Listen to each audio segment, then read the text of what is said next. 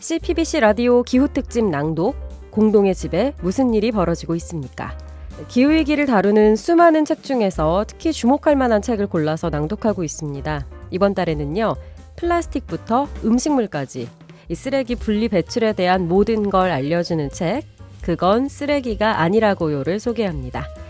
네, 지금 제 옆에는 이 책을 지으신 분이죠. 자원순환사회경제연구소의 홍수열 소장님 나오셨습니다. 반갑습니다. 네, 안녕하세요. 반갑습니다. 네, 작가 소개 맨 첫 줄 보니까 쓰레기 문맹 탈출을 돕는 쓰레기 해설가이자 쓰레기 통역가 이렇게 적혀 있더라고요. 어떤 걸 해설하고 또 무엇을 통역하시는지 궁금해집니다. 그러니까 쓰레기는 우리가 매일 버리잖아요. 매일 접하니까 우리는 쓰레기에 대해서 잘 알고 있다, 잘 하고 있다라고 생각을 하는데 알고 보면 우리는 쓰레기에 대해서 잘 모르고 있는 게 굉장히 많다라고 하는 것이죠. 그래서 쓰맹들이 의외로 많습니다.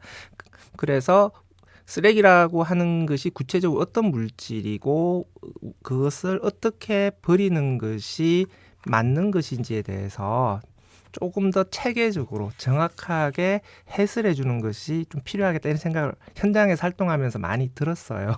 네. 그래서 쓰레기도 설명이 필요한 물질이다. 그래서 쓰레기를 설명하는 사람이 필요하다. 이렇게 생각을 해서 스스로 쓰레기 통역가, 해설가를 자처하게 되었습니다. 네, 설명하면 좀 복잡하거나 어렵게 느낄 수도 있겠지만 이 책을 보면 되게 재밌게 해설하고 통역하고 계시니까 이번 한 주 저희 이 책을 함께 보면서 쓰레기 문맹에서 탈출해봤으면 좋겠습니다. 인간의 수명은 길어야 100년인데 쓰레기의 수명은 몇 배는 더 긴 거잖아요. 게다가 쓰레기 매립지가 꽉 차서 이제 더 이상 쓰레기를 버릴 곳이 없다 하는 뉴스도 본 적이 있는데 바로 이런 점 때문에 우리가 쓰레기를 잘 버려야 하는 거겠죠. 일단은 이제 우리가 버리는 쓰레기 중에서 플라스틱 쓰레기 발생량이 계속해서 증가를 하고 있거든요.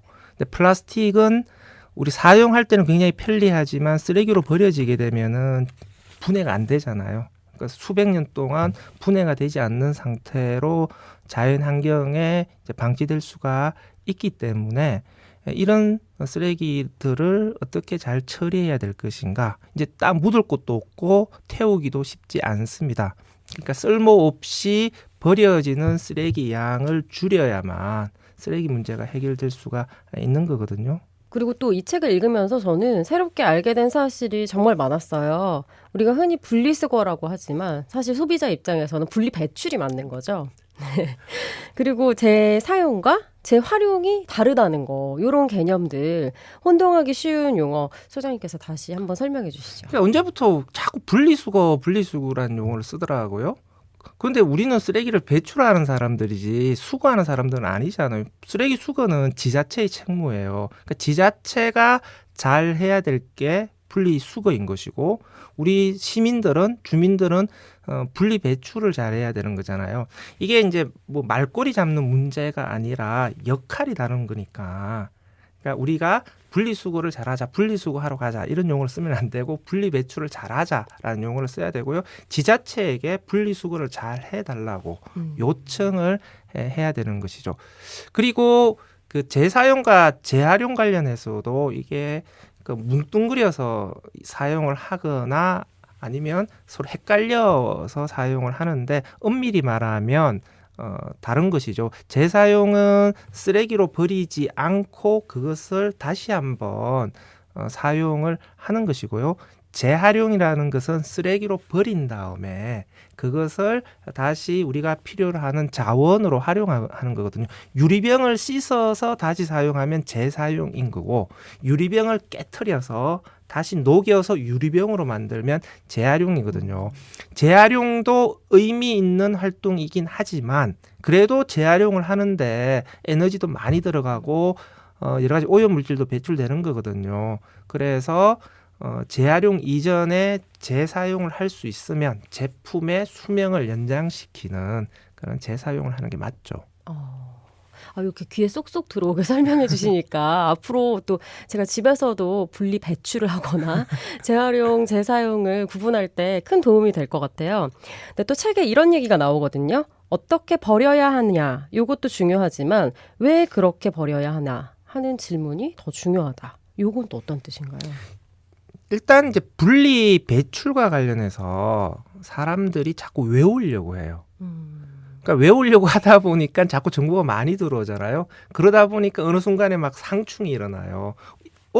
이건 이랬다, 이건 이랬다, 막 이랬다 저랬다 그러는 거 아니냐라고 이야기를 하는 건데 단순히 자꾸 외우려고만 하니까 잘 외워지지도 않고 나중에는 막 혼란이 발생을 하거든요.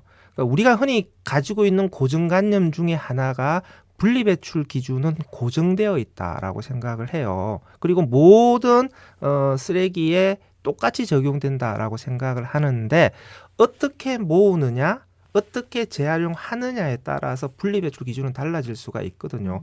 가령 우유팩의 경우에도 주민센터 같은 거점으로 가져갈 때는 펼쳐서 깨끗하게 씻어서 가져가야 돼요. 왜냐하면 그쪽에서 장기 보관을 해야 되기 때문에 부피도 줄여야 되고 냄새도 없애야 되거든요.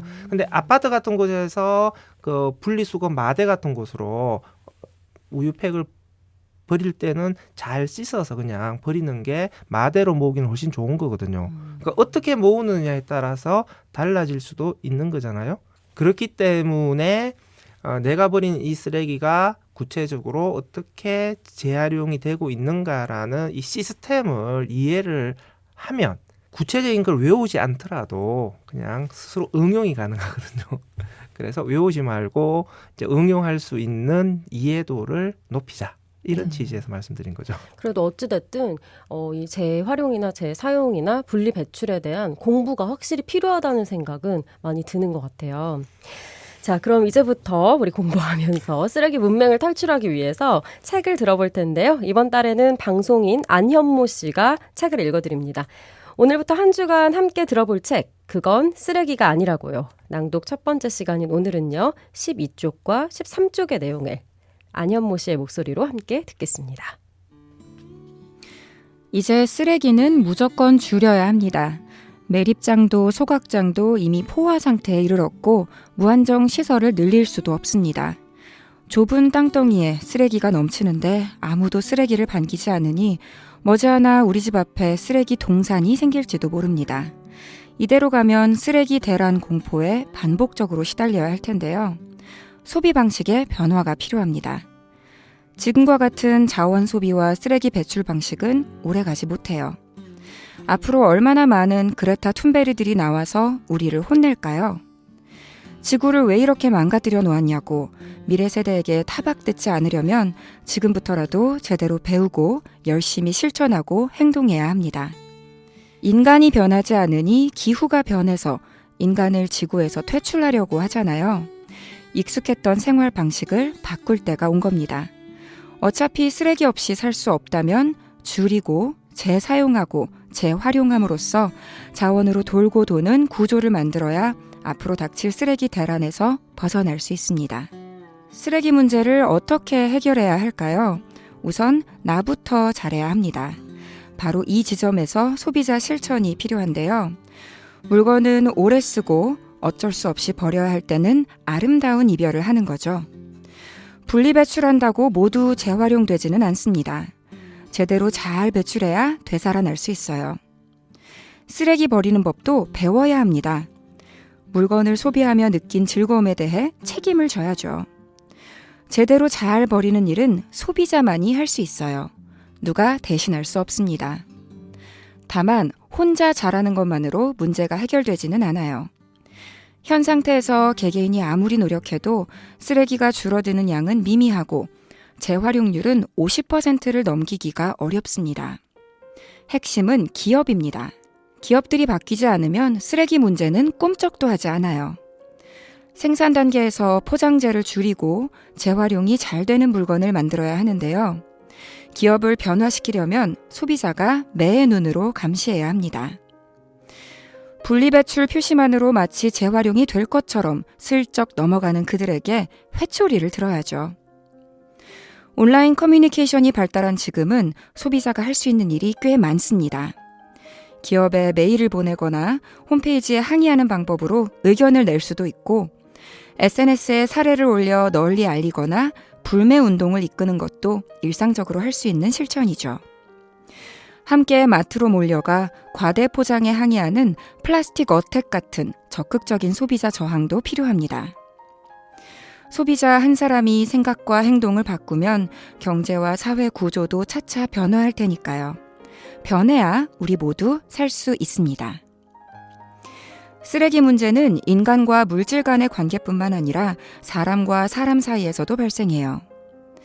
무한 경쟁의 시대에서 물질로 자신을 돋보이게 하려는 과시적 소비가 판을 치고 있는데요. 우리에게는 포용과 연대, 공감의 따뜻한 가치가 흐르는 사회가 더 중요합니다. 쓰레기 문제가 단순히 쓰레기에 그치지 않는 이유입니다.